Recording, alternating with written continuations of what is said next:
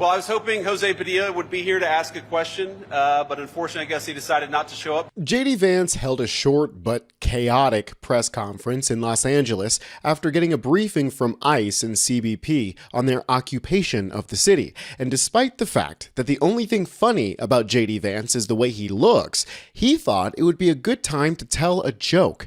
And what he ended up saying might end up coming back to haunt him. Check it out.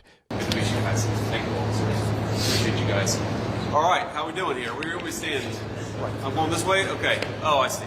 All right. Well, good afternoon, everybody. Thank you all for being here, and thanks especially to the Marines from 29 Palms for being here, for serving their country, and providing some much-needed security. As a matter of fact, I just heard from a couple of law enforcement officers, basically, thank you. Thank you to the President for sending in the DOD officials, for sending in the soldiers and Marines, because unfortunately a lot of these federal buildings were under very serious threat. I heard about a lot of that during my tour here today, and the reason I'm here is I just wanted to hear from the law enforcement officials themselves, the state officials, the local officials, but also the federal officials, what's actually going on here on the ground. I think there's some good news, and the good news is the rioting has gotten a lot better. But the bad news is, as I heard from everybody, unfortunately, the soldiers and Marines are still very much a necessary part of what's going on here because they're worried that it's going to flare back up. And what do I mean when I say flare back up? I think it's useful to take stock of what actually happened in the city of Los Angeles over the past couple of months. So first of all, to set the table, we have a public official in Gavin Newsom and Los Angeles Mayor Karen Bass, who over the past few years have actively encouraged illegal migration into this community, have strained public services, have strained law enforcement, and really have offered generous benefits, not to American citizens, but to illegal immigrants to break the law, to come into our country, and to receive generous public assistance for having done so. What has that done?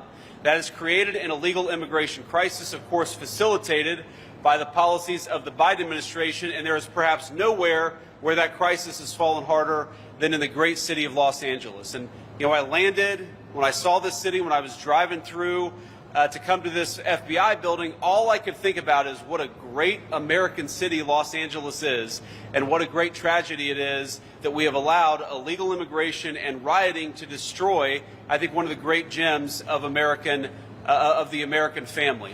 Now, I'll take a few questions. Would you say that Gavin Newsom is endangering law enforcement here in California, and what should he be doing if he was protecting them?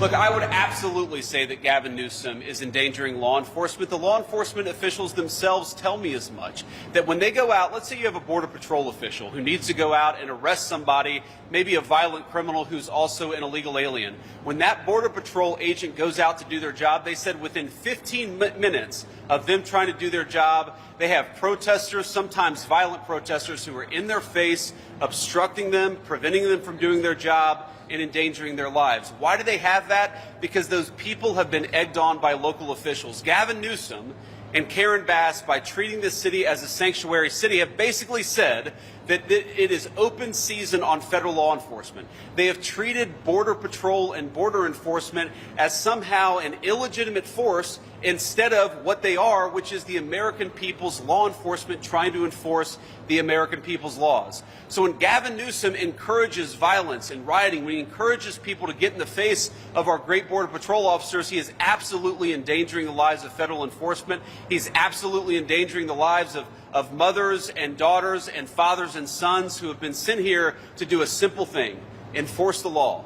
And thank God they're willing to do it, despite the fact that the local leadership of this community has made it harder on them and has in fact endangered their lives as they go about to do their important work. Vice President, your reaction to the Ninth Circuit Court of Appeals, their decision yesterday, I just want to get your reaction to that. Yeah, well, it's interesting that for the past couple of weeks, Gavin Newsom has said that there's an illegitimate effort to send federal resources to secure a city that he refuses to secure. And what the Ninth Circuit said yesterday is that that was a completely legitimate and proper use of federal law enforcement. The president has a very simple proposal to everybody in every city, every community, every town, whether big or small. If you enforce your own laws, and if you protect federal law enforcement, we're not going to send in the National Guard because it's unnecessary. But if you let violent rioters burn great American cities to the ground, then of course we're going to send federal law enforcement in to protect the people the president was elected to protect. And I think what the Ninth Circuit said very clearly is when the president makes a determination that you've got to send in certain federal officials to protect people, that determination was legitimate, and the president's going to do it again if he has to. But hopefully it won't be necessary. We don't want to send these great Marines to cities like Los Angeles. We only do it if we have to protect federal property and to protect the lives of our great law enforcement folks. Protesters, some of them funded by Democratic groups who were releasing the addresses of ICE agents Yes. in hotels around here. Well, you know, it just drives home. I was actually shocked to hear this, and I didn't realize this until I was in the command center earlier talking to some of these great officials, that oftentimes you have far-left agitators who are posting the names, the addresses, even the family members of some of our law enforcement in an effort to harass them, antagonize them, and even threaten their lives. And what do I take from that? What I take from that is that you have a very small group of people who are so against the idea of border enforcement that they're willing to threaten and endanger the lives of their fellow Americans who are enforcing the law. And something else I take from it is that Gavin Newsom and Karen Bass have got to stop this craziness. Every single law enforcement officer I talked to today, every single one of them said they feel like the local leadership, the mayor and the governor, are encouraging these far-left agitators. What is the justification for this? What is the reason for this? There is a broad bipartisan consensus that we ought to have border enforcement and we ought to enforce our nation's laws. So why do you have far-left agitators egged on by local officials who are encouraging these agitators to harass and to threaten our border patrol? You have it because of a lack of common sense. These people need to be stopped. These people need to be told that if you threaten a law enforcement officer, you're going to go to prison for it. And that's exactly what the Trump administration, that's the message that we're sending. But look, we could do so much better, and we could have such an easier pathway for these federal law enforcement officers if the local leadership wasn't egging this on.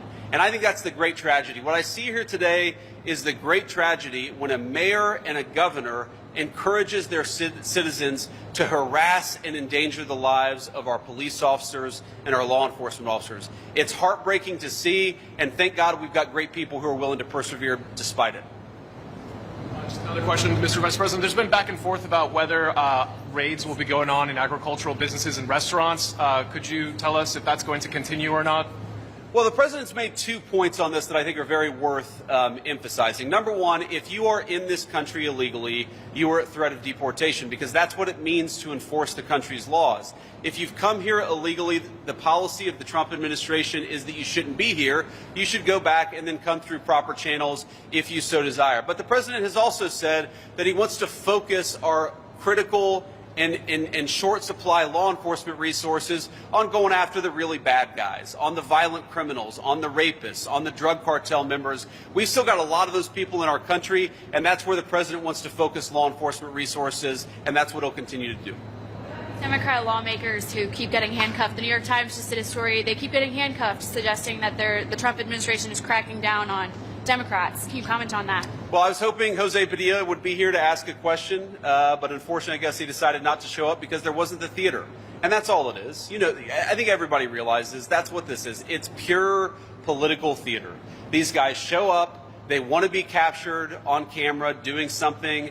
They want to be able to go back to their far left groups and to say, look, me, I stood up against border enforcement. I stood up against Donald Trump, when all they're really standing up for is for drug cartels to run rampant over our country and sex traffickers to be able to continue to traffic little kids into our country.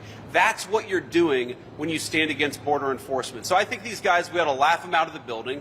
We ought to call them out for doing what they're doing, which is grandstanding. And if they want to work seriously on border enforcement and on keeping their communities safe, the Trump administration's door is wide open. But they're not doing that. They'd love the grandstanding. They hate law enforcement because they hate the idea of the United States of America having a border. It's a disgrace, but it is what it is. We'll do one more question. Sure. Just another thing. Do you think that the administration has been too aggressive with the deportation efforts? Like, are non-criminals getting caught up in the dragnet as well? No, look, I don't think that we've been too aggressive at all. I mean, first of all, any time that a mistake has been made, we correct that mistake very quickly. But the unfortunate reality is that Joe Biden let in 15 to 20 million illegal aliens into this country, and there is no way for us to actually get those unlawful, illegal immigrants out of the United States of America without some serious law enforcement. And that's what we've been trying to do. It's not too aggressive. It's not not aggressive enough. It's just the right approach to make sure that we're enforcing our country's border laws. We have to remember, 100,000 Americans die of fentanyl overdoses brought in by the Mexican drug cartels. We've got a terrible sex and human trafficking problem because of what these cartels are doing at the southern border. The president deserves great credit because after 45 days, you saw illegal border crossings draw to a small fraction. Illegal border crossings down over 99% under President Trump's leadership. But unfortunately, because Joe Biden was president for 4 years, we've got a lot of bad people in the United States of America that we've got to do the job of getting out of our country. That's what these guys are doing. We ought to support them, and we ought to have local leadership that empowers them to do their job of making Americans safer. Instead, Gavin Newsom and Karen Bass, they've decided to go to war against the people trying to keep our communities safe. That's a disgrace. That's a terrible commentary on their qualities as leaders, but the Trump administration is going to keep on standing for the American citizens and for American law enforcement. Thank you all. Great to be here. And thank you to you guys. Yes, sir. This man said he flew in, saw how beautiful LA was, and thought, it's a shame that we've allowed them to destroy a gem of the American family. What is he talking about? Like, respectfully, did he have a few drinks with Pete Hegseth on the way to LA? Now, as far as his misnaming of Senator Alex Padilla, I'm not exactly sure if he meant to say Jose instead of Alex. I mean, the names don't sound close, like, at all. One is pretty racially ambiguous, Alex, and the other is stereotypically Hispanic, Jose. So really, there's only one of two options. He's either calling a sitting U.S. senator the wrong name on purpose as a racialized joke, or he didn't mean to say Jose, and he's just not too familiar with Alex Padilla. So his brain was like, well, he's a Hispanic guy. What's the most Hispanic name? Jose. They're both pretty bad options, but one thing is for sure, Senator Alex Padilla's name isn't Jose, and J.D. Vance is a racist piece of shit. Now, most of what he said was just political gobbledygook mixed in with a bunch of lies, but one thing that I wanted to touch on was his comments about the Ninth Circuit's decision. While the Ninth Circuit did reverse the temporary restraining order that stopped Trump from sending in the National Guard, it wasn't a complete victory. As the Ninth Circuit noted, the Constitution gives Congress the primary authority to call up the militia, and the president is not free to ignore the conditions that Congress attaches to any delegation of that authority. If the president does that, the court emphasized, it is clearly the judicial branch's job to say so, contrary to the Trump administration's assertion that the remedy for a president's abuse of the statutory authority in this area is exclusively political, meaning Congress cannot rely on the courts to enforce its will. And without judicial review to ensure the president is following the law, the National Guard, today's version of the state militia, would become nothing more than a federal appendage that the president can use at will, impinging on the powers reserved to the states under the 10th Amendment. Meaning now is the perfect time for Senator Alex Padilla to get his lick back. The rest of Congress needs to stand up and follow suit, because if they don't make a stink about this now, well, then the rest of the amendments are going to come into play. I'm Tony Hinderman with Really American, and I'll catch you next time.